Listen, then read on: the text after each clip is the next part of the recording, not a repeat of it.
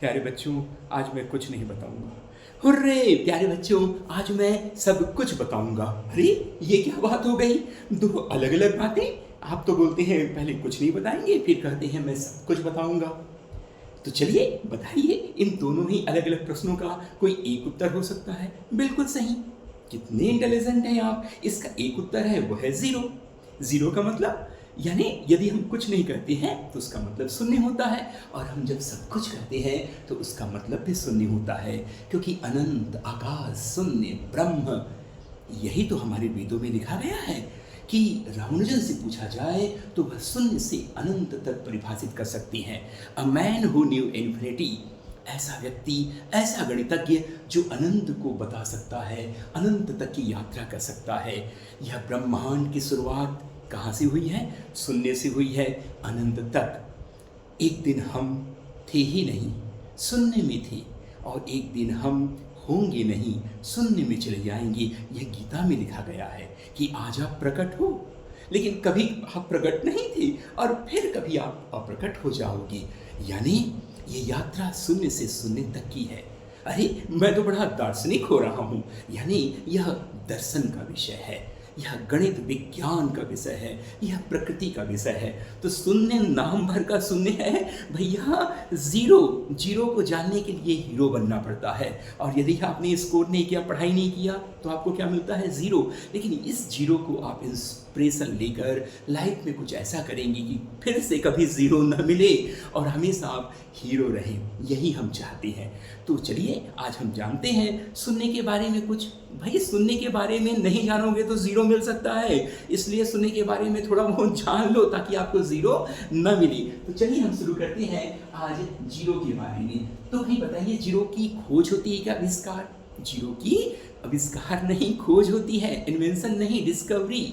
Invention का मतलब भाई आपने कोई नया बनाया जो नेचर में पहले से नहीं था, और डिस्कवरी यानी जो ऑलरेडी एग्जिस्ट करता है, बस आपने उसे डिफाइन किया, दुनिया के सामने तर्क तरीके से रखा, दुनिया को आपने समझाया और संतुष्ट किया। तो जीरो की खोज, वैसे जीरो की खोज मैंने पहले बताया, आप वेदों में देख सकते हैं। हजारों वर्षों से शून्य ब्रह्मांड के बारे में लिखा जा रहा है। कुछ लोग कहते हैं कि जीरो के बारे में तो प्रकृति में पहले से विद्यमान था, कई जगह जिक्र है इसका, है ना। मिस्र की सभ्यता में, ईरान की सभ्यता में, कई जगह आपको इसका उदाहरण मिलता है। लेकिन यदि हम इसको सैद्धांतिक या गणितीय रूप से देखेंगे तो इसकी पहली अधिकृत परिभाषा हमें ब्रह्मगुप्त के ग्रंथ ब्रह्म स्फुट सिद्धांत में देखने को मिलता है। यानी जीरो की शुरुआत किसने की थी? जीरो की खोज किसने की थी? ब्रह्मगुप्त ने की थी। ठीक है, तो इनका जो ग्रंथ है ब्रह्म स्फुट सिद्धांत में, इन्होंने 7वीं शताब्दी में खोजा था, जिसका उल्लेख मिलता है उनके सिद्धांत ब्रह्म स्फुट सिद्धांत में।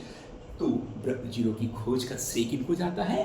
ब्रह्मगुप्त को जाता है। कुछ लोग कहते हैं आर्यभट्ट, पर नहीं, आर्यभट्ट नहीं, 7वीं शताब्दी में ब्रह्मगुप्त ही इसके वास्तविक तथ्यात्मक और एक ऐतिहासिक रिकॉर्ड हमारे पास है। तो शून्य की खोज ब्रह्मगुप्त ने 7वीं शताब्दी में की।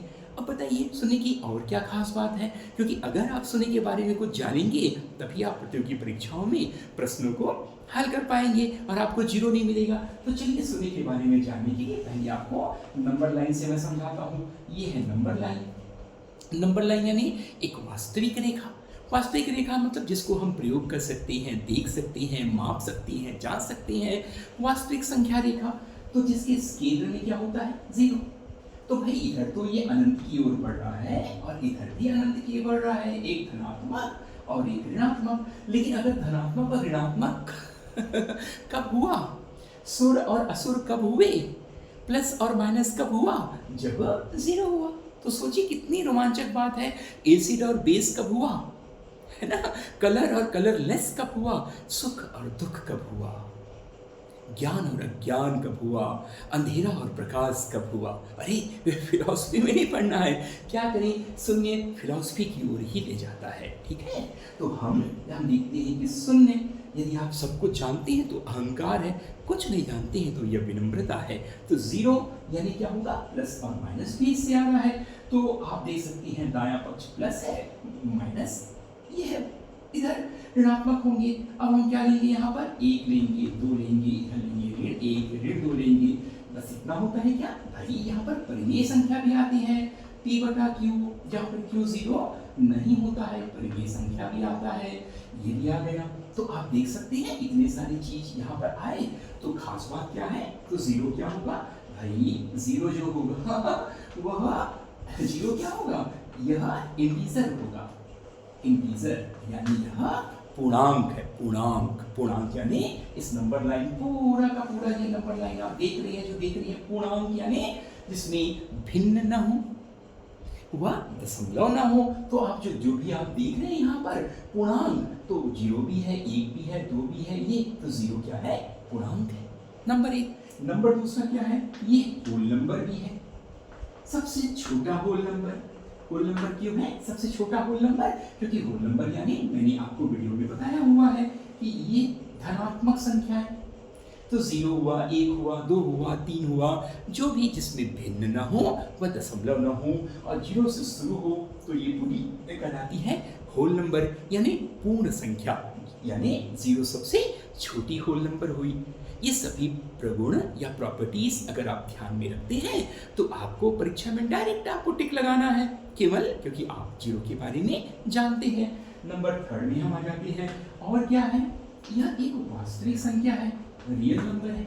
रियल नंबर क्यों, चाहे ज्यामिति में हो, कोऑर्डिनेट ज्योमेट्री, जहाँ पर हम ओरिजिन या मूल बिंदु को बताने के लिए 0 का प्रयोग करते हैं, ठीक है, या हम नंबर लाइन में लो, या हम अपने दैनिक एग्जाम्पल में लेते हैं कि भाई आपके अपने स्कोर कार्ड में देखो सॉरी या मेरे स्कोर कार्ड में देखो 0 मिलेगा, यानी 0 रियल में मिलता है। आप बोल नहीं सकते 0 का मतलब कुछ नहीं होता, 0 का मतलब बहुत कुछ होता है। यानी 0 अगर आपको मिला, इसका मतलब यानी ये रियल में मिलता है, रियल नंबर है, जिसको हम ग्राफ में नंबर लाइन में प्लॉट कर सकते हैं, एक्सपेरिमेंट कर सकते हैं।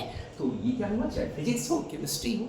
तो हम देखते हैं नंबर 4, ये नंबर 3 हो गया, नंबर 4। और बताइए नंबर 4 में क्या होगा, बड़ी इंटरेस्टिंग, इंटीजर होल नंबर और रियल नंबर हो गया, एक बहुत ही शानदार रैशनल नंबर, परिमेय संख्या, रैशनल नंबर। ऑलरेडी मैंने यहाँ पर बता दिया था कि यह परिमेय संख्या है। परिमेय संख्या क्यों है भाई, 0 को आप क्या लिख सकते हैं, आप लिख सकते हैं 0/1, 0/2, 0/5, 0/n, आप कुछ भी लिख सकते हैं यहाँ पर। ऐसा जब लिखते हैं तो यह क्या होगा, परिमेय होगा, अंश और हर के रूप में होगा।